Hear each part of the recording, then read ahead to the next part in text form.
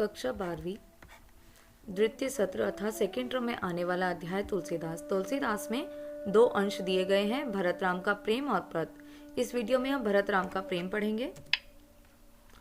भरत राम का प्रेम, ठीक है। इसमें 3 छंद दिए हुए हैं। यह पहला छंद है। पहले छंद अर्थात तीनों ही छंदों में प्रमुख 6 पंक्तियां जो हैं वो चौपाई की हैं और अंतिम 2 पंक्तियां दोहे की हैं, ठीक है। तो सबसे पहले यहाँ पे भरत राम का प्रेम। भरत राम का प्रेम जैसे नाम से ही पता चल रहा है कि इसमें क्या बताया गया है कि भरत की मनस्थिति को, ठीक है, श्री राम के वनवास जाने के बाद राम कहाँ चले गए थे? वनवास, ठीक है। और वनवास वो किसके साथ गए थे? वन में माता सीता के साथ और लक्ष्मण के साथ, ठीक है। तो यहाँ पे क्या हो रहा है? श्री राम के वनवास जाने के बाद से सभा में क्या चल रहा था, ठीक है, राजमहल में क्या चल रहा था? एक सभा चल रही थी। सभा के अंदर सभी वरिष्ठ व्यक्ति बैठे थे, ठीक है, जिसमें यहाँ पे राम के भरत के जो गुरु थे, ठीक है, सारे सभी जो वहाँ पे मंत्री वगैरह हुआ करते थे, सभी लोग बैठे हैं वहाँ पे, सभी बड़े बैठे हैं और सभी क्या कर रहे हैं? दुख व्यक्त कर रहे हैं, ठीक है, श्री राम के वनवास जाने का। अपने अपने विचार उस पर प्रस्तुत कर रहे हैं। श्री राम के विषय में 2 वचन सभी बोल रहे हैं। तो अब बारी आती है भरत की। तो पहले छंद के अंदर भरत की बारी आती है और भरत क्या बता रहे हैं? भरत बताते हैं कि मैं क्या बताऊं अपने श्री राम के बारे में। उनके बारे में जो है तो सभी लोग बोल चुके हैं। जैसे ही वे श्री राम के बारे में कुछ बोलना शुरू करते हैं वैसे ही उनकी आंखों में पानी भर आता है, वे रो पड़ते हैं। पहले तो वे बहुत ज़्यादा खुश होते हैं कि भाई श्री राम के विषय में मेरे को बोलने का मौका मिला है, तो ये उनके लिए एक गर्व वाली बात थी। परंतु जैसे ही वो श्री राम का ध्यान करते हैं वैसे ही उनकी आंखें भर आती हैं और फिर वो कहते हैं कि भाई सभी तो आप लोग जानते ही हो श्री राम के बारे में, मैं इससे ज़्यादा क्या करूँ, आप सभी ने जो भी विचार किए वो बिल्कुल सत्य हैं। अब श्री राम की मुझ पर जो है वो असीम कृपा रही है। बचपन से ही उनका मुझ पर जो है वो कुछ ज़्यादा ही प्यार रहा है। वो मुझे कभी खेल में भी नहीं हारने देते थे। वो मुझे हमेशा अपने साथ रखते थे। मेरा कभी भी उन्होंने त्याग नहीं किया। वे कभी जो है अपराधी पर भी गुस्सा नहीं करते थे। तो ये सब चीज़ें वो बता के क्या जताना चाहते हैं भरत कि भाई मेरा जो है श्री राम से कोई नुकसान नहीं होने वाला था। वे मुझे कभी भी पीड़ा नहीं, कभी भी दुख नहीं पहुंचा सकते थे। उन्होंने बचपन से ही मेरा बहुत ध्यान रखा है, ठीक है। और फिर वो अंतिम में दोहे में बताते हैं कि भाई मैं तो संकोचवश कभी बोल नहीं पाया कि मैं उनसे कितना ज़्यादा स्नेह करता हूँ, कितना ज़्यादा प्यार करता हूँ। बचपन से लेकर अब तक हम साथ रहे थे, परंतु मेरी आंखों को आज तक उनको देखने से तृप्ति नहीं मिली है। तो ये सब जो है पहले छंद का मैंने आपको सार बताया है। अब इसकी वाचन सहित व्याख्या करते हैं। पुलकी। पुलकी का अर्थ होता है प्रसन्न होकर। शरीर, शरीर होता है। सभा, सभा है। भय, ठाठे, ठाठे का अर्थ होगा खड़े होना, ठीक है। सभी सभा में हैं और यहाँ पे क्या हो रहा है? बड़ी प्रसन्नता से जो भरत हैं वे खड़े होते हैं। नीरज नयन ने जल बाड़े। नीरज नयन अर्थात कमल के समान, कमल के समान जो उनके नयन हैं। यहाँ पे अधिकतर अगर तुलसीदास के द्वारा हम किसी भी रचना को पढ़ रहे हैं तो उन्होंने कभी हाथों का, कभी पैरों की एड़ियों का, कभी आंखों का, तो तुलसीदास जी ने ज़्यादातर कमल का ही प्रयोग किया है कि कमल के समान है, ठीक है। तो यहाँ पे भी बताते हैं कि कमल के समान जो नयन है।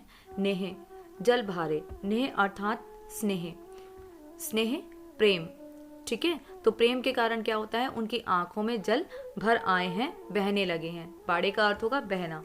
तो पहले तो प्रसन्नता से भरत खड़े होते हैं सभा के अंदर कि वे श्री राम के विषय में कुछ कहेंगे और जैसे ही वे श्री राम का ध्यान करने लगते हैं, श्री राम के बारे में विचार सोचने लगते हैं, वैसे ही उनके कमल जैसे नयन में जो है वो जल भर आता है, आंसू उनके बहने लगते हैं। कहब मोर मुनिनाथ निबाहा। कहब, कहब का अर्थ होता है कहना। मोर का अर्थ होगा मेरा। मुनिनाथ, मुनिनाथ यहाँ पे सभी लोग जो यहाँ पे वरिष्ठ व्यक्ति बैठे हुए हैं, ठीक है। निबाहा, सभी ने क्या किया है? एक नियम का पालन किया है, ठीक है। कि किस चीज का, कौन से नियम का पालन किया है? इस सभा में कहब मोर मुनिनाथ निबाहा अर्थात सभा में बैठे सभी वरिष्ठ व्यक्ति जो थे वे सब क्या कर रहे थे? श्री राम के विषय में सभी अपने अपने विचारों को प्रस्तुत कर रहे थे। एही ते अधिक, एही अर्थात इससे मैं, इससे ते अधिक कहो मैं कहा। काहो का अर्थ होगा कहा, कहूं या कहा, ठीक है। क्या, कहा का अर्थ होगा क्या और कहो का अर्थ हो गया कहूं। एही ते अधिक कहो मैं कहा अर्थात आप सभी वरिष्ठ व्यक्तियों ने श्री राम के विषय में अपने अपने विचार प्रस्तुत किए। सभी श्री राम को जानते हैं। अब इससे अधिक मैं श्री राम के बारे में क्या कहूं। मैं जानू निजनाथ स्वभाव, ठीक है, मैं जानू ही निजनाथ, यहाँ पे निजनाथ श्री राम है। तो सुभाहु, सुभाहु का अर्थ होता है स्वभाव, ठीक है, स्वभाव, श्री राम के स्वभाव। तो यहाँ पे मैं शब्द का प्रयोग भरत के लिए हुआ है। तो भरत बता रहे हैं मैं श्री राम के जो स्वभाव है उससे भली भांति परिचित हूँ, मैं उनको बहुत अच्छी तरीके से जानता हूँ। अपराधी हूँ पर कोहो ना काऊ, अपराधी हूँ, अपराधी हूँ कौन होता है? एक अपराधी होता है, ठीक है, जिसने कोई पाप किया होता है, जिसने कोई अपराध किया होता है। कोहो, कोहो का अर्थ होता है क्रोध, ठीक है। तो यहाँ पे वे बताते हैं कि अपराधों पर भी क्रोध ना काऊ, काऊ का अर्थ होता है करना या करते, ठीक है। तो भरत बताते हैं कि भाई श्री राम का स्वभाव कैसा है मैं भली भांति जानता हूँ, वे तो कभी किसी अपराधी पर भी कभी क्रोध नहीं करते, जिसने कोई पाप किया हो उस पर भी क्रोध नहीं करते। तो वो मेरा कैसे नुकसान कर पाएंगे, उनसे मुझे कैसे कोई तकलीफ हो सकती है। तो ये बात यहाँ पे भरत बताते हैं। मोह पर कृपा, मोह पर अर्थात मुझ पर, कृपा स्नेहु बसेखी, स्नेहु का अर्थ हो गया स्नेह अर्थात प्रेम, ठीक है, मुझ पर उनका असीम प्रेम रहा है। बिसेखी, बिसेखी का अर्थ होता है विशेष रूप से, अर्थात अन्य सभी से ज्यादा तो उन्होंने मुझसे ही प्रेम किया है, मुझ पर उनके प्यार की जो है असीम कृपा रही है।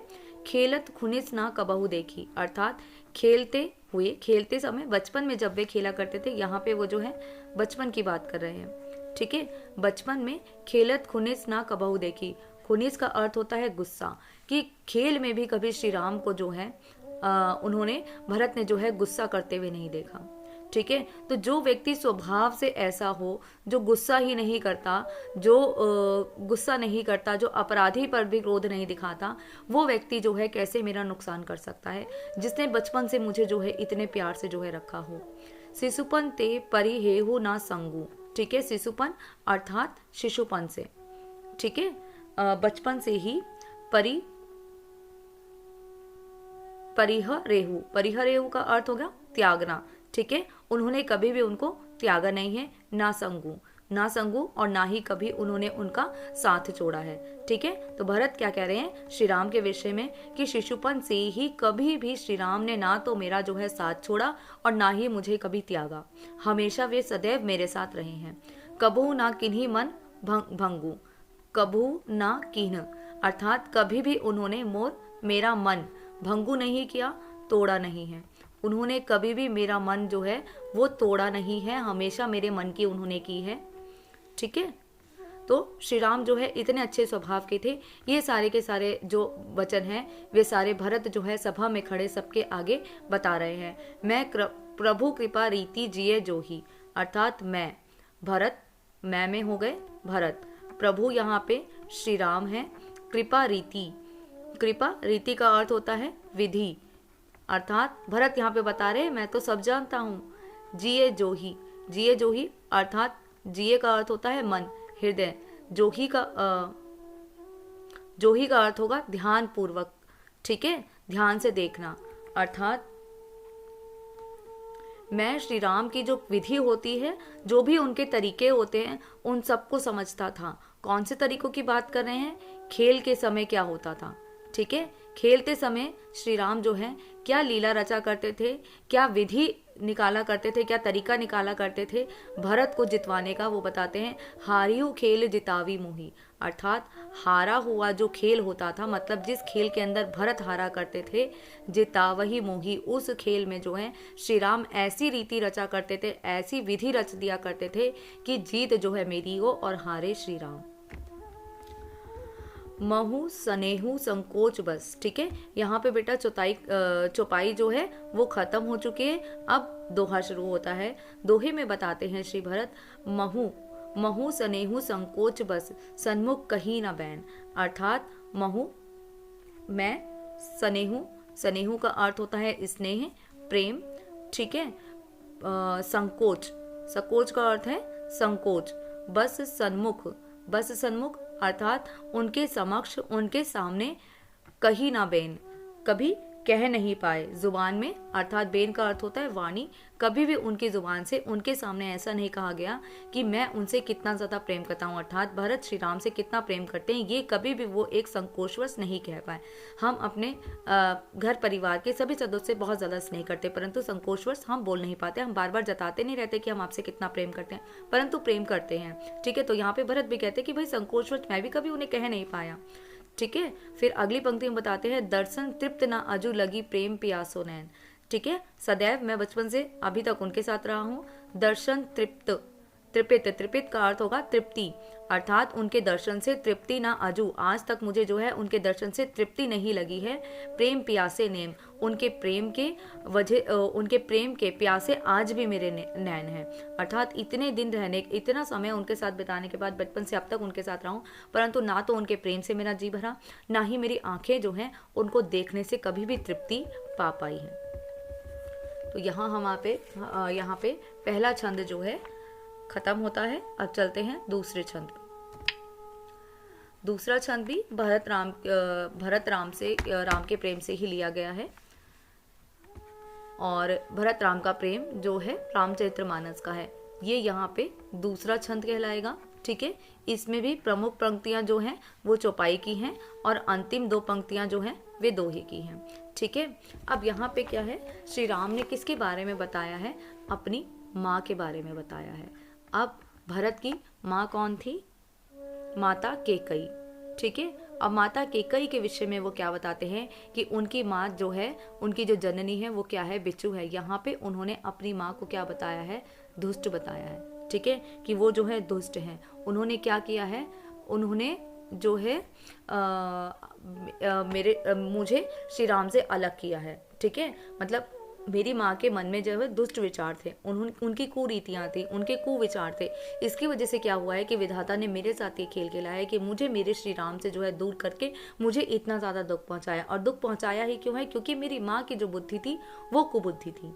ठीक है, अब वो बताते हैं कि एक माँ के लिए, एक पुत्र का अपनी माँ के लिए इस तरीके के विचार को प्रस्तुत करना, इस तरीके से अपनी माँ को दुष्ट कहना, ठीक है, पापी कहना, ये बहुत गलत शब्द हैं। मैं अपनी माँ को ऐसा कहने का कोई वो नहीं हूँ, कोई हक नहीं रखता, परंतु माँ ने ऐसा किया है। ठीक है, और क्या है, सारी दुनिया जो है वो क्या मानने वाली है, वो केवल यही मानने वाली है कि इसमें मेरा भी हाथ था। कहीं ना कहीं जो मेरी माँ ने किया है उसमें कहीं ना कहीं मैं भी उस दोष के अंदर, उस दुष्ट कार्य के अंदर मैं भी उसके अंदर शामिल था। कोई नहीं मानने वाला, क्योंकि इसके अंदर सबसे ज़्यादा फायदा दिख किसका रहा है, मेरा रहा है। तो जैसे जैसे माता पिता होते हैं वैसे ही पुत्र को भी समझा जाता है। तो ऐसे ही कोई नहीं समझने वाला, कि कोई भी नहीं सपने में भी ये नहीं मानेगा कि मैं जो है इस षड्यंत्र के अंदर शामिल नहीं था। जैसे हम किसी फल का बीज बोएंगे तो हमें फल ही प्राप्त होता है। ठीक है, किसी अनाज का बीज बोएंगे तो हमें अनाज प्राप्त होगा। ऐसा तो नहीं होता ना कि हमने जो है कोई काला कीड़ा है और वो मोती को जो है जन्म दे दे, ऐसा नहीं हो सकता। तो ऐसे ही जैसा बीज बोओगे वैसा ही फल मिलेगा। तो मेरी माँ ने क्या किया है, मेरी माँ ने इस तरीके का षड्यंत्र रचा, जिसकी वजह से दुख जो है, अथाह दुख जो है, समुद्र जैसा दुख जो है वो मुझे सहना पड़ा। कोई भी मुझे जो है पवित्र नहीं मान सकता, मेरे को कोई भी जो है पाक नहीं मान सकता, सब मेरे को ही दोषी मानेंगे, कोई सपने में भी इस बात को नहीं मानेगा। ठीक है, तो ये सारी की सारी बातें जो हैं भरत यहाँ पे बता रहे हैं। फिर अंत में दोहे में भी वो ये बताते हैं कि भाई यहाँ पे जो है सभा में सारे के सारे साधु बैठे, सब बैठे। मुझसे मेरी माँ ने ये कहा गया कि इसमें मेरा ही फायदा है, मेरा ही कुछ जो है भला होने वाला है श्री राम के वनवास चले जाने से, परंतु मैं हर तरीके से सोच के देख चुका हूँ, मुझे कहीं पे भी जो है ये नहीं पता चल रहा कि मेरा जो है इसके अंदर फायदा कहाँ है। मैं हर तरीके से देख चुका हूँ, समझ चुका हूँ, हर तरीके से मैंने सोच लिया। अब यहाँ पे बैठे जो वरिष्ठ में जो जितने भी सभा हैं, जितने भी मेरे गुरु हैं, ये सभी बताएं कि भाई मेरा इसमें वाला कहाँ है। अब मैंने जो भी यहाँ पे अपने जो है विचार यहाँ पे प्रस्तुत किए हैं, इसके अंदर कोई प्रापुंज नहीं है, कोई षड्यंत्र नहीं रचा है। मैंने जो कुछ भी कहा है वो मैंने बिल्कुल अपने सच्चे मन से कहा है, और इस बात को मेरा ईश्वर जानता है, मेरे भगवान मुनिनाथ, मेरे जो रघुनाथ हैं वो जानते हैं, अर्थात श्री राम जानते हैं कि मैंने यहाँ पे जो कुछ भी कहा है वो बिल्कुल साफ मन से कहा है। उसके अंदर कुछ भी जो है, कोई भी किसी भी तरह का लाग लपेटा नहीं है, कोई बनावटी बात मैंने इसके अंदर नहीं कही है।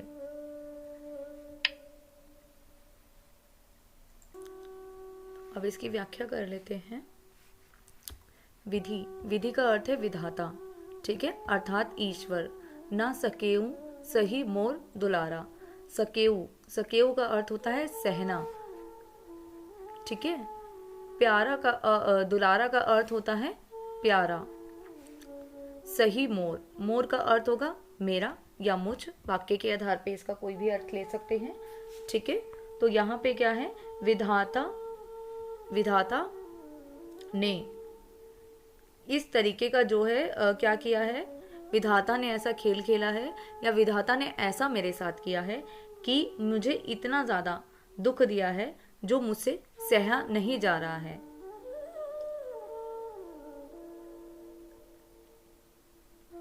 ठीक है, यहाँ पे जो इनको दुख प्राप्त हुआ है, भरत बता रहे हैं कि ये दुख जो है मुझसे सहा नहीं जा रहा। उनको किस बात का दुख हो रहा है कि श्री राम उन्हें छोड़कर जो है वन चले गए।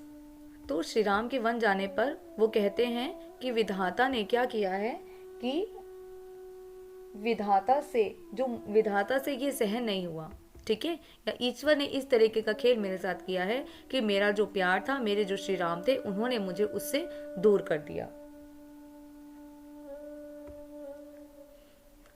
नीच बिजू जननी मिस पारा, ठीक है।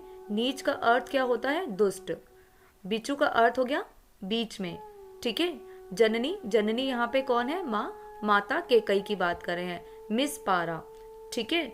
तो मिस का अर्थ हो गया बहाना, मतलब ईश्वर ने किस तरीके का खेल रचाया है कि क्या कराया है कि मुझको मेरे प्यार श्री राम से जो है मुझे दूर कर दिया। और किसके द्वारा करवाया गया, मेरी माँ, मेरी जननी के द्वारा ही, अर्थात माँ के बहाने ही मेरे और मेरे श्री राम के बीच में अंतर कर दिया, मुझे उनसे जो है पारा अर्थात अंतर कर दिया, मुझे उनसे जो है दूर कर दिया श्री राम से। मतलब मुझे इतना ज़्यादा स्नेह उनसे मिल रहा था, श्री राम से मैं बहुत ज़्यादा प्यार करता था, वो मुझसे करते थे, और हम दोनों के बीच जो है विधाता ने इतनी ज़्यादा दूरियां पैदा कर दी।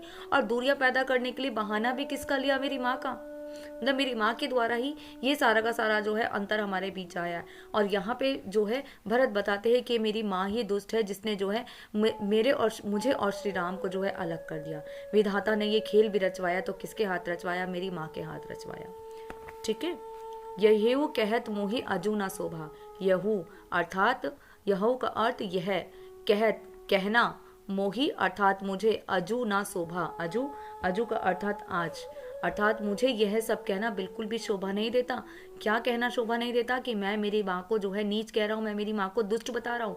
ये सारे, एक बालक को अपनी माँ को इस तरीके से दुष्ट तो बोलना नहीं चाहिए। तो ये सब जो है मुझे मेरी माँ के बारे में बिल्कुल नहीं बोलना चाहिए।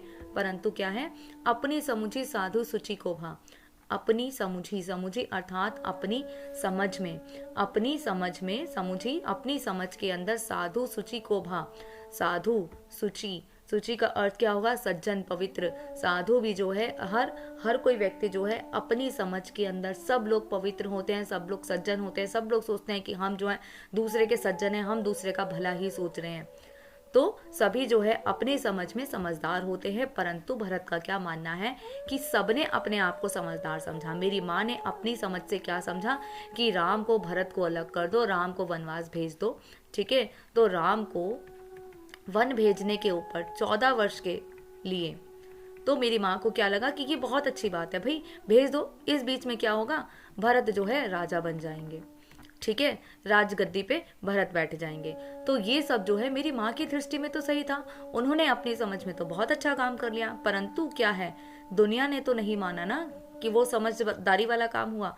मैं तो नहीं मान रहा ना कि मेरी माँ ने बहुत अच्छा काम किया, ठीक है। तो यही वो बताना चाह रहे हैं अपनी माँ के विषय में कि जो भी व्यक्ति जो भी कार्य कर रहा है उसकी समझ में उसने बहुत अच्छा किया। तो एक माँ के नज़रिए से अगर देखा जाए तो माता कैकेयी ने अपने पुत्र के लिए अच्छा ही सोचा कि वो चाहती थी कि उनका बेटा जो है राजा बने। तो इसमें कोई गलत बात नहीं है कि हर कोई व्यक्ति अपने विचार से जो भी कुछ सोच रहा है, जो भी कुछ कर रहा है, वो अपनी समझ में अच्छा है। परंतु अच्छा व्यक्ति हमारे संसार में कौन माना जाएगा, वो व्यक्ति जिसको सारी की सारी दुनिया जो है सच्चा माने, जिसको केवल वही अपने द्वारा किया गया व्यक्ति, मतलब मैं खुद को अच्छा ना मानूं, दुनिया जब तक मुझे अच्छा ना माने तब तक मैं अच्छा नहीं। तो ऐसे ही मेरी माँ के द्वारा जो किया गया कार्य था वो भी अच्छा कब माना जाएगा, जब सारी दुनिया उसको अच्छा मानेगी। ना कि मेरी माँ ने जो किया उसने खुद को सही समझ लिया और उसको दुनिया भी सही मान ले, तो ये गलत है, ऐसा नहीं होता। ये बता रहे हैं सभी अपनी समझ में साधु होते हैं, सभी अपनी समझ में समझदार होते हैं, सभी को जो ठीक लगता है वो वही करते हैं। परंतु सही क्या है, गलत क्या है, आप कितने अच्छे, आप कितने बड़े हो, ये दूसरों को कहने दो। तभी आप अच्छे बनोगे, ना कि खुद कह कहकर आप अच्छे बन पाओगे। मातु मंदी मैं साधु सुचाली। मातु अर्थात मंदी, मंदी का अर्थ होता है नीच, दुष्ट। मैं साधु सुचाली, मैं साधु सुचाली अर्थात मैं यहाँ पे भरत हैं, भरत अपने बारे में कहते हैं कि मैं साधु हूँ, मैं सुचाली हूँ, मैं बिल्कुल ही पवित्र हूँ। तो ऐसा नहीं है। मैं कहूँ कि मेरी माँ मंदी है अर्थात वो दुष्ट है। मैं कह दूँ कि मेरी माँ ने तो बहुत दुष्ट कार्य कर दिया, ठीक है, और मैं बिल्कुल ही साधु, मैं बिल्कुल पवित्र हूँ। तो ऐसा कैसे हो सकता है? ऐसा क्यों नहीं हो सकता? क्यों मैं पवित्र नहीं हो सकता? क्योंकि उर अस अनाथ कोटि कुचाली, अर्थात क्या है? उर का अर्थ होगा हृदय, अस का अर्थ होगा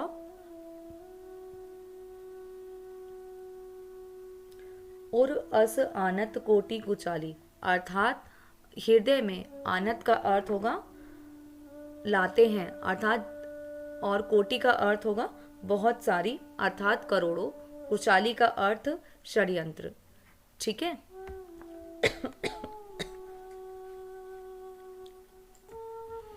अब यहाँ पे भरत क्या बता रहे हैं कि मैं जो है, कि मेरी जो माँ है वो दुष्ट है और मैं बिल्कुल पवित्र हूँ, मैंने कुछ नहीं किया, ठीक है, मैं बिल्कुल पाक हूँ, मैंने कोई भी दुष्ट कार्य नहीं करा। तो इस तरीके का जो विचार है अगर मैं मेरे मन में लाता हूँ तो वो भी क्या है? अनाथ कोटि कुचाली, अर्थात बहुत ज़्यादा, ये क्या है,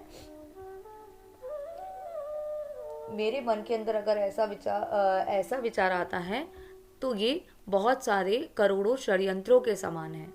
ठीक है, क्योंकि इस बात को कोई भी नहीं मानेगा कि मैं इस षड्यंत्र में शामिल नहीं था। तो ये विचार अगर मैं मेरे मन के अंदर ला रहा हूँ कि मेरी माँ दुष्ट है और मैं बिल्कुल पाक हूँ, तो ये भी 100 करोड़ों, मतलब करोड़ों षड्यंत्रों के बराबर है, करोड़ों गलत कार्यों के बराबर ही ये कार्य भी है। जो मैं ये सोचूं कि मेरी माँ तो बिल्कुल ही दुष्ट है और मैं बिल्कुल ही पवित्र हूँ, तो ऐसा नहीं है।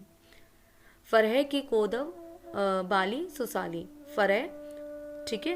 अब यहाँ पे अब उदाहरण स्वरूप बता रहे हैं कि फरह अर्थात फल की कोदव, कोदव का अर्थ होगा कि जो है रबी अरवी की फसल का निम्न कोटि का अनाज। ठीक है, कि अगर फल और कोदव बाली सुसाली, अगर हम फल का या जो है मतलब फल का जो है अगर हम खेती करते वक्त जिस चीज़ का बीज बोगे ना, तो आपको उसका उसमें से जो पौधा निकलेगा या जो फल निकलेगा वो वही निकलेगा जिसका आपने बीज बोया होगा। मतलब जैसा बीज बोगे वैसा ही आपको फल मिलेगा। बाली सुसाली, सुसाली का अर्थ होता है धान।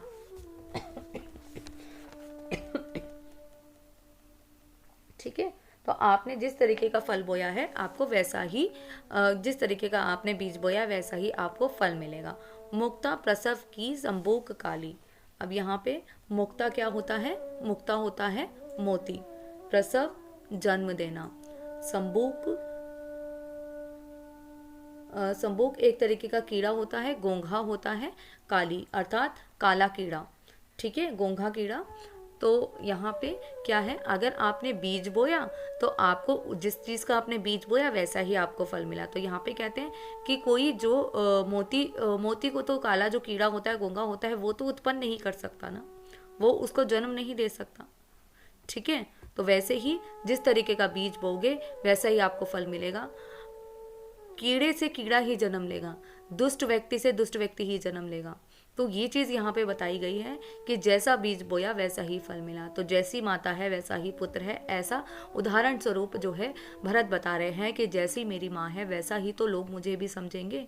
वो थोड़ी मुझे मोती समझ लेंगे, वो थोड़ी मुझे पाक समझ लेंगे, वो भी तो मुझे वैसा ही काला दुष्ट कीड़ा ही समझेंगे। ठीक है, सपनेहु दोषक लेसु ना कहूँ। सपनेहु अर्थात सपने में, दोषक का अर्थ होता है दोषी या दोष, लेसु अर्थात तनिक भी, मतलब जरा सा भी। ठीक है, तो सपने में भी कोई ऐसा ना सोचे। मोर अभाग उदधि अवगाहो, मोर अर्थात मेरा, अभाग हो गया दुर्भाग्य, उदधि का अर्थात सागर, सागर जैसा, अवगाहु का अर्थात अतः, अथाह का अर्थ होता है बहुत ज़्यादा, अवगाहु अर्थात बहुत ज़्यादा जो दुख मिला है वो किस समान मिला है? समुद्र के समान। मतलब अवगाहु अर्थात बहुत ज़्यादा, अथाह दुख जो है वो उनको मिला है।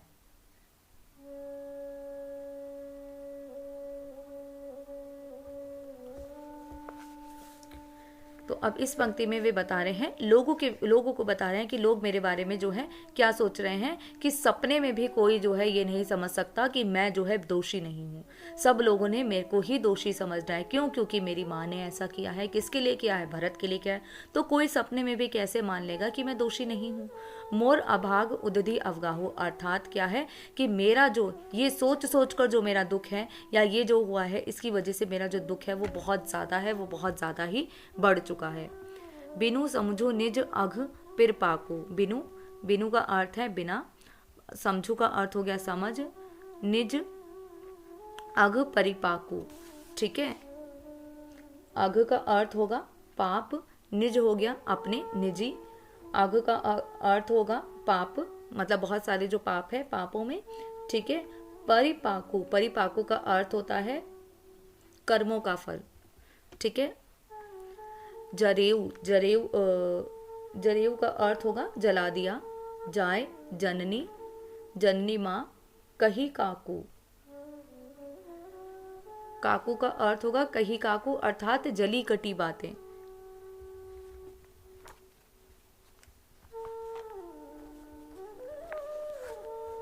इतना सारा दुख तो उन्हें मिला है, ठीक है, अतः दुख उनको मिल गया है।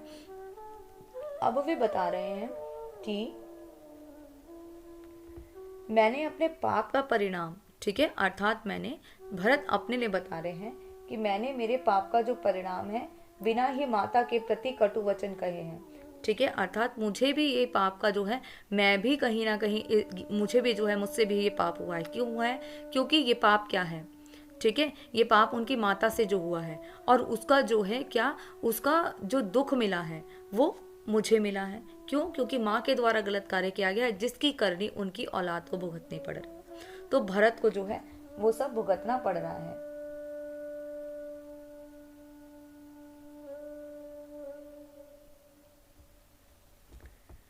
अब मेरा जो पाप है वो क्या है, मैं अब पापी बना हूँ, ठीक है। माता ने जो किया, राम जी को वनवास भेज दिया, वो तो किया ही गया, परंतु बिना समझी निज आग परिपाकू, मैं भी बिना समझे जो है पाप का अधिकारी बन चुका। कैसे बन चुका? मैंने क्या पाप किया?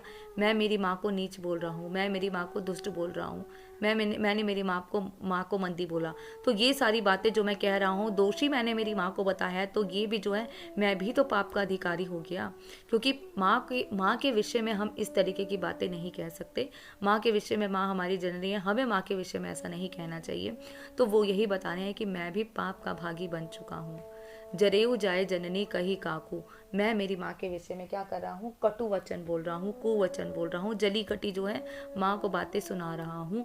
और ये सारी बातें जो है क्या है, दुनिया तो बोल ही रही है और मुझे भी मेरी माँ के कारण जो है ये सब कुछ सुनना पड़ेगा। कटु वचन मेरा भी, मेरे को भी जो है सुनना पड़ रहा है। मैं भी मेरी माँ का जो है कलेजा जला रहा हूँ, मैं मेरी माँ को जला रहा हूँ। इस तरीके की बातों को बोल के माँ का सीना जो है, कलेजा जो है फट जाता है अगर उसकी औलाद उसको जो है इस तरीके की बातें बोलती हैं। तो भरत भी जो है वो अगर अपनी माँ को दोषी मान रहे हैं, उसका वो दोष बता रहे हैं, तो वो कह रहे हैं कि मैं भी जो है पापी हूँ, मैं भी दोषी हूँ, क्योंकि मैंने मेरी माँ को जो है ये सब कह रहा हूँ। हृदय हेरी हरेऊ सब ओरा, अर्थात हृदय यहाँ पे क्या है, हृदय है, मन है, हार, हेरी का अर्थ होगा खोज कर, अर्थात किसी चीज़ की तलाश की है। हारेऊ, हार गया हूँ, ठीक है। सब ओरा, सब ओरा अर्थात सब जगह। तो मैं अपने हृदय में, मैं हर तरीके से सोच के समझ के अपने मन से सब कुछ देख चुका हूँ और मैं हार मान चुका हूँ। किस बात से हार मान चुका हूँ? कि राम के वनवास जाने से मेरी भलाई कहाँ है।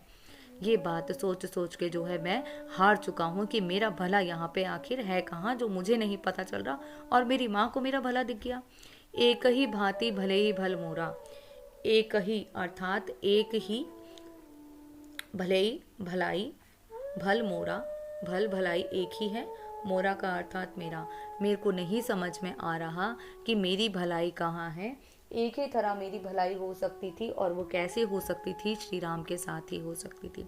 अब अगली पंक्ति में भी वो यही बता रहे हैं, गुरु गोसाई साहिब सियारामो, गुरु गोसाई, ठीक है। यहाँ पे गुरु हैं, हमारे गोसाई हैं, हमारे मालिक हैं, साहिब हैं, यहाँ पे सब बड़े हमसे गुरु जितने भी वरिष्ठ हैं वो हैं। सियारामो, सियारामो यहाँ पे सियाराम हैं। लागत मोही निक परिणामो, लागत वो ही मेरा, निक, निक का अर्थात नेक परिणाम, परिणामों परिणाम। ठीक है, मेरे लिए जो भी एक अच्छा परिणाम है वो क्या है, वो आप सब बैठे जो ये वरिष्ठ व्यक्ति हैं, श्री राम हैं, वही सब जाने कि मेरे लिए इसमें भला कहाँ है। क्योंकि श्री राम भी तो चुपचाप वनवास चले गए ना मुझे छोड़ के, कि मैं राजा बन जाऊंगा। ठीक है, तो श्री राम जाने और गुरु गोसाई आप सभी जाने कि मेरा इसमें भला कहाँ है। क्योंकि मैं तो हर तरीके से देख चुका हूँ, हर तरीके से मैंने सोच के देख लिया और मैं हार चुका हूँ। क्योंकि मुझे मेरी दृष्टि में अपनी इस वजह से कोई भी भलाई नहीं दिख रही है, मुझे मेरा कोई भी नेक परिणाम यहाँ पे नहीं दिख रहा है कि मेरा बहुत ज़्यादा भला हो जाएगा श्री राम के चले जाने से। तो मुझे यहाँ पे मेरी कोई भलाई नहीं दिख रही है। फिर आते हैं दोहे के ऊपर। दोहे में बताते हैं साधु सभा गुरु प्रभु। ठीक है, साधु सभा, साधुओं की इस सभा में प्रभु श्री राम निकट कहूँ सुथल सती बाहु। ठीक है, अब यहाँ पे मैंने सभी अपने गुरुओं के आगे, प्रभु के आगे, ईश्वर के आगे, सारी सभा के आगे के निकट कहूँ के निकट, इन सबके सामने मैंने जो कुछ भी कहा है सुतल सदी भाव, बिल्कुल सुथल भाव से कहा है, अर्थात बिल्कुल पवित्र भाव से। इस पवित्र सभा के अंदर मैंने बिल्कुल जो कुछ भी कहा है वो बिल्कुल पवित्र भाव से कहा है। बिल्कुल मेरा मन पाक है, इसमें कुछ भी मैंने गलत नहीं कहा है। जो भी कहा है अपने मन से कहा है, मेरे मन के विचार यहाँ पे प्रस्तुत हुए हैं। ठीक है, प्रेम प्रापुंज की झूठ फुर। प्रेम प्रापुंज, प्रेम प्रापुंज क्या है?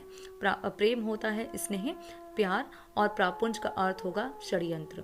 ठीक है, कि झूठ फुर जान ही मनु रघुराव।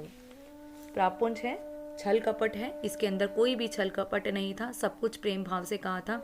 कि झूठ फुर, कि यहाँ पे कोई भी झूठ नहीं है, और सब कुछ मैंने क्या कहा है, फुर कहा है, सत्य कहा है। और ये सब बातें जो भी मैंने कही है, जानी मुनि रघु राहो, और ये सारी की सारी बातें जो है मेरे जो रघुनाथ हैं, मेरे जो श्री राम हैं, वे सब इस बात को जानते ही हैं।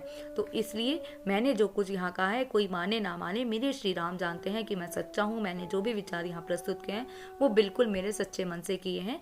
उसका एक एक शब्द जो है वो बिल्कुल ही सच्चा है।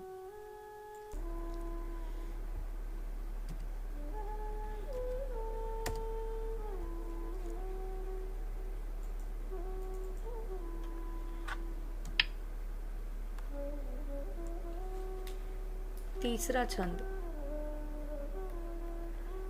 इसमें भी प्रमुख पंक्तियां जो हैं वो चौपाई हैं और अंतिम दो पंक्तियां दोहे की हैं। ठीक है, अब यहाँ पे क्या बताया गया है इसका पहले सार बता रही हूँ कि जो राजा दशरथ हैं उनकी मृत्यु हो जाती है। वे सदमे के कारण, जो श्री राम के चले जाने के कारण उनकी जब मृत्यु हो जाती है तो क्या होता है, अयोध्या पर, पूरे राज्य पर और माताओं पर जो है वो दुख जो है वो बढ़ जाता है। क्योंकि एक तरफ राम भी चले गए, दूसरी तरफ राजा दशरथ की भी ये हाल हो गया। तो इससे क्या हो गया कि सभी लोगों का, अयोध्या वासियों का और माताओं का, भरत का दुख जो है वो और ज़्यादा बढ़ गया। और हर तरफ जो है शोक का, मातम का माहौल छाया हुआ है, जिसकी वजह से भरत जो है वो और ज़्यादा दुखी है। और उन्हें क्या लग रहा है कि इन सब का दोषी जो है मैं हूँ। दोषी क्यों है भरत? क्योंकि श्री राम जो हैं वो क्या हो गए हैं, वे वनवास जा चुके हैं। श्री राम के वनवास जाने का कारण भरत हैं। राजा जो राम के और भरत के पिता है राजा दशरथ, उनके भी जाने का, उनकी मृत्यु का कारण भी कहीं ना कहीं वे भरत जो है वो खुद को मानते हैं। क्यों मानते हैं? क्योंकि माता जो थी, माँ ने क्या किया है, उन्होंने राम को जो है वन भेजने की लिए कहा पिता से, और पिता ने क्या किया, राम को आज्ञा दे दी कि आप जाओ वन में 14 वर्ष के लिए। ठीक है, और इससे फायदा किसका होगा, भरत का होगा। तो माँ ने तो जो दोष थी, माँ ने जो है वो दुष्ट कार्य किया है, माँ को दोषी यहाँ पे भरत मानते हैं और कहते हैं कि मेरी माँ के कारण जो है मुझे इस सारे दुख को जो है सहना पड़ा, और इस सारे दुखों का जो कारण बना, राम के वन जाने का, पिता की मृत्यु का, इस सब का जड़ जो है, इस सब का कारण जो है भरत खुद को मानते, कहते मैं ही जड़ हूँ इन सभी दुखों का, सबको जो दुख पहुँचाया है वो मैं ही हूँ। क्या यही सब सहने के लिए, यही सब देखने के लिए मैं जीवित हूँ? क्या यही सब मेरे को सहन करवाना था? ये सब सोच कर क्या हो रहा है, उनका सीना जो है वो छल्ली होता जा रहा है, उनके सीने में जो है सब कुछ कांटे की तरह चुभ रही है। ये सारी बातें श्री राम के जाने की और राजा दशरथ के जाने की। यहाँ पे सारे नर नारी जो है वो बहुत ज़्यादा दुखी है, रो रहे हैं, माताएं जो हैं वो बिलक बिलक के रो रही हैं। तो इन सब के दुखों का कारण भरत खुद को मानते हैं और ये सारी चीज़ें उनके सीने को जो है छल्ली कर रहे हैं। ठीक है, अब वो क्या सोचते हैं कि राम, सीता और लक्ष्मण, इन तीनों ने क्या किया है, वन जाने को तैयार हो गया। उन्होंने क्या किया है, जो मुनियों का जो वेश होता है वो धारण कर लिया, उन्होंने सादे वस्त्र धारण कर लिए हैं, उनके पैरों में जो है जूते नहीं हैं और वह पैदल ही चल रहे हैं, पैदल यात्रा करके वन की तरफ बढ़ रहे हैं। अब केटव राज ने उनको जो है नदी पार कराई। ठीक है, अब नदी पार कराई, अगर केटव राज ना होते तो कैसे वो नदी पार करते। ये सब सोच सोच के यहाँ पे भरत जो है कांप रहे हैं, उनका दुख जो है वो बढ़ता जा रहा है। वे सोच रहे हैं कि ये क्या हुआ है राम के साथ, सीता के साथ और लक्ष्मण के साथ, कैसे वो वन में अपना जीवन यापन करेंगे। वो दूर दूर होते जा रहे हैं, वो वन की तरफ बढ़ रहे हैं, वो नदी पार कर रहे हैं। ये सब सोच सोच कर भरत जो है यहाँ पे बहुत ज़्यादा परेशान हो जाते हैं। वे सोचते हैं कि श्री राम जो है अगर किसी रास्ते से गुजरते हैं तो सांप और बिच्छू सबसे ज़्यादा जहरीले माने जाते हैं। ठीक है, एक सांप है हमारे पास और एक है बिच्छू। ये और जो है हमारे बुरे व्यक्ति जो होते हैं, ठीक है, बुरे विचार वाले, तो ये सब क्या होते हैं। पहले तो हम सांप और बिच्छू की बात कर लेते हैं कि यहाँ पे क्या है, सांप और बिच्छू, अगर राम किसी रास्ते से जा रहे हैं और रास्ते में कहीं सांप और बिच्छू दिख जाए तो श्री राम को देखकर वो अपना विष तक त्याग देते हैं, अपना जहर त्याग देते हैं। तो ऐसे ही जो बुरे लोग होते हैं, जो बुरे विचार रखते हैं, श्री राम के संपर्क में आकर वे अपने बुरे विचारों को त्याग देते हैं। ऐसे श्री राम से मुझे क्या खतरा हो सकता है, यही बात जो है भरत को जो है और ज़्यादा दुखी कर रही है कि कैसे जो है इनको ऐसा लगा कि श्री राम की वजह से जो है उन्हें दुख पहुंचेगा, वे दुखी होंगे, वे उन्हें किसी तरीके का कष्ट पहुंचा सकते हैं। क्योंकि ऐसा व्यक्ति जिसको देखकर सांप और बिच्छू तक अपना जो है जहर त्याग देते हैं, उनकी वजह से जो है मुझे क्या तकलीफ होगी। फिर दोहे में वो बताते हैं कि राम, सीता और जो लक्ष्मण हैं वे कैसे मेरे हित के ना लगे मेरी माता को। ठीक है, कैसे जो है ऐसा हुआ कि वो मेरी माता ने ये सोच लिया कि वे सब जो है मेरा बुरा जान सकते हैं और वो मेरा बुरा कर रहे हैं। ठीक है, वो मेरा बुरा चाह रहे हैं और बुरा चाहने वाला व्यक्ति कैसे चुपचाप जो है वन की ओर निकल गया। ये सारी बातें जो हैं उनको वे सोच रहे हैं। वो कहते हैं कि क्योंकि और मेरी माता के द्वारा ऐसा किया गया कि उन्होंने राम को, लक्ष्मण को, माता सीता को मेरा दुश्मन समझ लिया और इसीलिए ईश्वर ने, विधाता ने ऐसा खेल खेला कि मेरी माता के पुत्र को अर्थात मुझे ही उन्होंने इतना सारा दुख जो है सहन करवाया, क्योंकि मेरी माँ का दोष था। व्याख्या करते हैं इसकी। भूपति मरण प्रेम पनु राखी। भूपति अर्थात राजा दशरथ। ठीक है,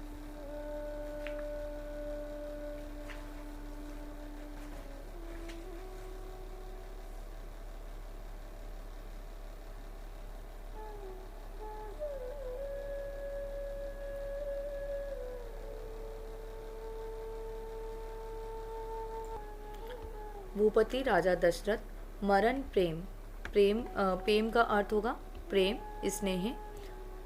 पनु का अर्थ प्रतिज्ञा या प्रण। राखी अर्थात भूपति राजा दशरथ के मरने का, ठीक है, उनके मरण का और उनके प्रेम वचन का, ठीक है, उनकी प्रतिज्ञा का। राखी का अर्थ होगा साक्षी, ठीक है, और कुमति जननी, यहाँ पे माता है।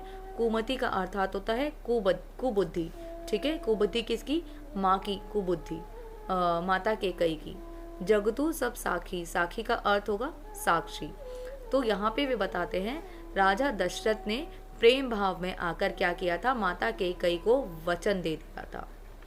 ठीक है, राजा ने प्रेम भाव के अंदर, अब प्रेम भाव में आकर उन्होंने माता केकई को पहले तो वचन दे दिया। दूसरी बात क्या हुई कि माता केकई ने उसी वचन का फायदा क्या उठाया कि भाई राम को वन भेज दो, राम को वन भेज दो। अब राजा ने माता से वचन लिया था कि तुम जो मांगोगी वो मैं तुम्हें दूंगा, ये मैं तुम्हें वचन देता हूँ। अब माता केकई का वचन ये हुआ कि श्री राम को जो है वनवास भेज दो। और इसी वनवास में क्या हुआ कि जो राजा है, राजा दशरथ ने राम को कह दिया कि जाओ भाई तुम वन के अंदर। और ये क्या हुई, ये उन्हें आज्ञा हुई कि राम तुम्हें 14 वर्ष के लिए वनवास जाना पड़ेगा। और राम तो चले गए, क्योंकि दशरथ को माता कैकेयी की बात माननी थी क्योंकि उन्होंने वचन दिया था। दूसरी बात हुई कि राम को जो है दशरथ की बात माननी थी क्योंकि पिता की आज्ञा का पालन करना पुत्र का प्रथम कर्तव्य होगा। तो उन्होंने आज्ञावश वहाँ से चले गए और राजा दशरथ को अपनी जो है पत्नी को कैकेयी को वचन दिया था उसको भी पूरा करना था। तो ये सारी की सारी बातें हुई। तो खेल खेला गया, जो षड्यंत्र खेला गया वो माता कैकेयी के द्वारा खेला गया था। ठीक है, तो यहाँ पे ये पंक्ति के अंदर यही सब बताया गया कि भूपति मरण प्रेम पनु राखी, अर्थात भूपति ने मरने से पूर्व जो है माता कैकेयी को वचन दिया था और उस वचन की पूर्ति के लिए उनको राम को जो है आज्ञा देनी पड़ी कि वो वनवास चले जाएं। ठीक है, अब ये सब जो हुआ इसके बारे में वे आगे बताते हैं। भरत जननी कुमति जगतु सब साक्षी। अब मेरी माता की कुबुद्धि का जो इन्होंने ये सब किया है, इस कुबुद्धि का साक्षी कौन है? पूरा संसार है। पूरा संसार जगतु अर्थात जगत, पूरा का पूरा जगत है, पूरा का पूरा संसार जो है इस बात का साक्षी है कि माता कैकेयी के द्वारा जो है ये सब कुछ किया गया था और उनकी कुबुद्धि को सब लोग मानते हैं कि उनके द्वारा ये एक गलत कार्य किया गया है। देखी ना जाए बिकल महतारी, देखी ना जाए अर्थात उनसे देखा नहीं जा रहा है। क्या? बिकल, व्याकुलता, महतारी, व्याकुलता अर्थात बिलक बिलक कर, व्याकुलता से बेचैन होकर माताएं जो हैं, महतारी का अर्थ है माताएं, तो ये माताएं जो है बिलक बिलक कर रो रही हैं। ये दुख जो है किससे? भरत से देखा नहीं जा रहा। क्यों? जरही दुहस जर पुरी नर नारी, और इसी दुख पे जरही अर्थात जल रहे हैं, दुहस जर, बहुत ज़्यादा दुख हो रहा है। दुख के कारण सारे के सारे क्या हो रहे हैं? जल रहे हैं। पुर अर्थात अयोध्या नगरी के सारे नर नारी जो है जल रहे हैं इस दुख के कारण। माताएं तो बिलक ही रही हैं, साथ ही अयोध्या के सारे लोग जो हैं वे भी जो है बिलक बिलक कर रो रहे हैं। मही सकल अनर्थ कर मूला, मही सकल, मही अर्थात मैं ही, सकल मैं ही हूँ, किस चीज़ का? इस अनर्थ का, कर मूला, इसका जो जड़ है, इसकी जो इस यहाँ पे ये जब सब कुछ हुआ है श्री राम के और राजा दशरथ के मरने का, श्री राम के वन जाने का जो कारण है वो कौन है? केवल मैं ही हूँ। ये सब अनर्थ जो है, ये सब कुछ जो चल रहा है, ये सब सारे इस सब की जो जड़ है, सबकी जो जड़ है इस सारे की, वो जड़ कौन है? वो केवल मैं हूँ। ये अनर्थ मेरे कारण हो रहा है। सौ सुनी समझी सहेऊ सब सूला, सौ सुनी समझी, सब कुछ मैं सुन रहा हूँ, समझ रहा हूँ, सह रहा हूँ, और ये सारी की सारी चीज़ें मैं किस तरीके से सह रहा हूँ और सब कुछ मुझे किस तरीके के सूला अर्थात जो है कांटे की तरह जो है मेरे सीने में जो है ये सारी बातें चुभ रही हैं कि सबका जो है ये जो दुख है, जो प्रथम दो पंक्तियों में जो दुख व्यक्त किया गया है, इस सब का दुख का कारण मैं हूँ और ये बातें जो है मेरे सीने में जो है कांटे की तरह चुभ रही है। सुनी बन गवनु किन्हीं रघुनाथा, और वे सुन रहे हैं कि वन गमन के लिए रघुनाथ जो है वो जा रहे हैं। ठीक है, करी मुनि वेश लखन सिया साथा, और उन्होंने क्या किया है? श्री राम ने मुनि वेश धारण किया है लक्ष्मण और माता सीता के साथ। ठीक है, तो इन तीनों ने क्या किया है? राम ने, लक्ष्मण ने और सीता मैया ने मुनियों का वेश धारण किया है। सादे वस्त्र उन्होंने धारण कर लिए हैं। वे सुन रहे हैं कि वे वन जा रहे हैं और बिल्कुल सादे वस्त्र उन्होंने मुनियों वाले पहन लिए हैं। बिन पहनिए पाया देही पाए, अर्थात बिन का अर्थात होगा बिना। पिनही का अर्थ होता है जूते और पयादेही का अर्थ होगा पैदल। ठीक है, तो बिना जूते पहने ही वे पैदल ही जा रहे हैं। ठीक है, कौन जा रहे हैं? राम, सीता और लक्ष्मण। ये सारी बातें जो है वो सोच रहे हैं या उन्हें कही जा रही हैं भरत को। तो भरत ये सोच के और ज़्यादा दुखी हो रहे हैं। शंकरु साखी रहे हो ऐही घाव, अर्थात जो शंकर भगवान हैं वो साक्षी हैं इस बात के कि ये सब जो चीज़ें चल रही हैं ये सब क्या कर रही हैं? मेरे को घाव दे रही हैं, अर्थात मुझे चोट पहुंचा रही है ये सारी की सारी बातें। और इस बात के साक्षी श्री शंकर भगवान हैं। वे जानते हैं कि मुझे इस बात से दुख हो रहा है, मेरे को इसी बात की कोई भी खुशी नहीं है, मेरा जो दुख है वो बढ़ रहा है। ये सोच के कि राजा जो राम हैं, राजा दशरथ हैं वो नहीं रहे, राम जा रहे हैं, माता सीता जो है और लक्ष्मण जो है वो क्या कर रहे हैं? इस मुनियों का जो है वेश धारण उन्होंने कर रखा है। ये सारी की सारी बातें मुझे जो है बहुत ज़्यादा दुखी कर रहे हैं। बहुरी निहारी निषाद स्नेहू, बहुरी बहुरी का अर्थात होगा फिर, अर्थ होगा फिर। निहारी का अर्थात निहारना, देखना। निषाद केटवराज है यहाँ, जिन्होंने उनको जो है नाव के जरिए, अपने नाव के द्वारा नदी को पार कराया था। स्नेहु, स्नेहु का अर्थ होगा प्यार। तो अब वो यहाँ पे बता रहे हैं कि केटवराज के प्यार और स्नेह के कारण ही क्या हुआ है, उनके द्वारा ही जो है नाव जो है जो निषाद हैं, केटवराज है, उन्होंने श्री राम से प्रेम किया करते थे, स्नेह भाव था, वे उनका मान करते थे, सम्मान करते थे। इसलिए केटवराज ने अपने उस प्रेम के कारण ही राम को, लक्ष्मण और सीता को अपनी नाव में बिना पैसे लिए जो है अपनी नाव में बिठाया और नदी को पार कराया, केवल श्री राम से प्रेम के कारण। कुशील कठिन और भयेऊ ना बेहू। कुशील कठिन, कुशील का अर्थ क्या होगा?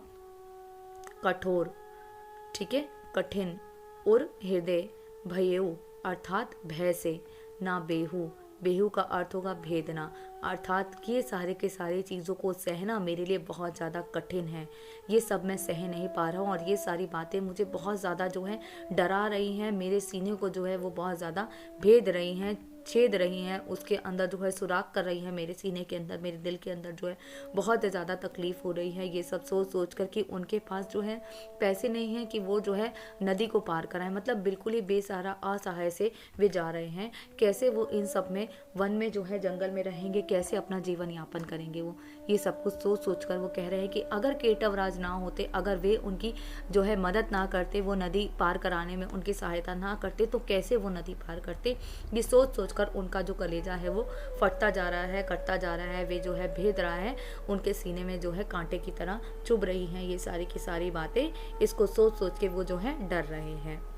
अब सबू आँखें देखू आई, ठीक है, अब सबू आँखें, अब सब कुछ, आँखें देखू आई, आँखें का अर्थ क्या होगा? आँखों से।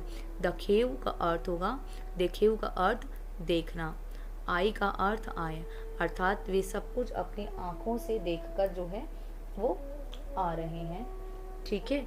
जियत जीव जड़ सभई सहाय, अर्थात जीवत, जीवत अर्थात जीना, जीव, मैं जीवित हूँ किस लिए? मेरा जो शरीर है, जीव जड़ है, जो ये शरीर है, क्या यही सब सहने के लिए जीवित है? क्या मैं यही सब देखना चाहता हूँ? क्या मुझे यही सब देखने के लिए जीवित रखा गया है? क्या मेरा शरीर यही सब सहता रहेगा? इसी दुख को सहने के लिए क्या मैं जीवित हूँ? तो ये सब वो जो है बता रहे हैं।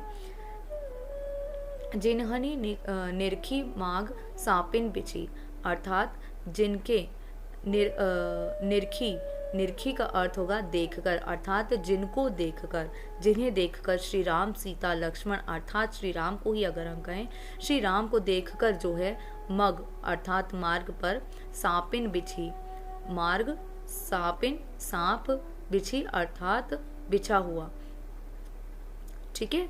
और क्या हुआ?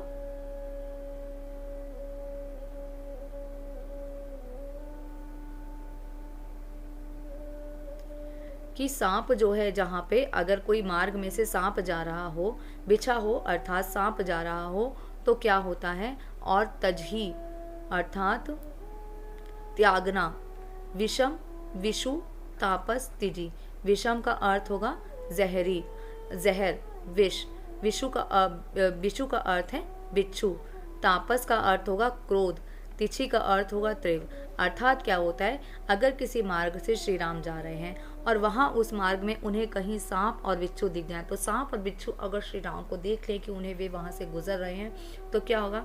सांप और बिच्छू जैसे जो जीव होते हैं, जो जिनके अंदर बहुत जहरीला विष होता है, वे अपने उस विष को त्याग देते हैं, ठीक है। तो इसके माध्यम से वो क्या बताते हैं कि सांप और बिच्छू जैसे लोग जब सही हो सकते हैं, अर्थात जिनके मन में जो है बहुत ज़्यादा बुरे विचार होते हैं, ऐसे लोग श्री राम के संपर्क में आकर अपने बुरे विचारों को त्याग देते हैं।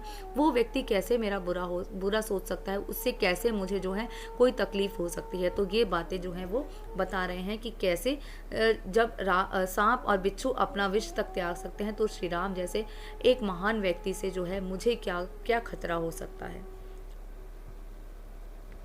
वे दोहे में बताते हैं, तेई रघुनंदन लखु सिया अनहित लागे जाही, जिसे अर्थात जिसे रघुनंदन लक्ष्मण, राम, लक्ष्मण और सिया जो माता सीता हैं वो अनहित में लग रहे हैं, मतलब मेरी माता को जो है राम, सीता और लक्ष्मण मेरे हित में नहीं लग रहे हैं। तो उस माता के पुत्र के साथ ऐसा होना लाजमी है। कैसा? तासु तने तजी दुहस। तासु उसके अर्थात उसका, तने, तने का अर्थ होगा पुत्र, उसका कौन है यहाँ पे? माता कैकेयी का पुत्र, तजी दुहस दुख, अर्थात उसको जो है दुहस जिसे सहना बहुत ज़्यादा कठिन हो, ऐसे दुख जो है देहु सहाई का ही, अर्थात देहु यहाँ पे विधाता है।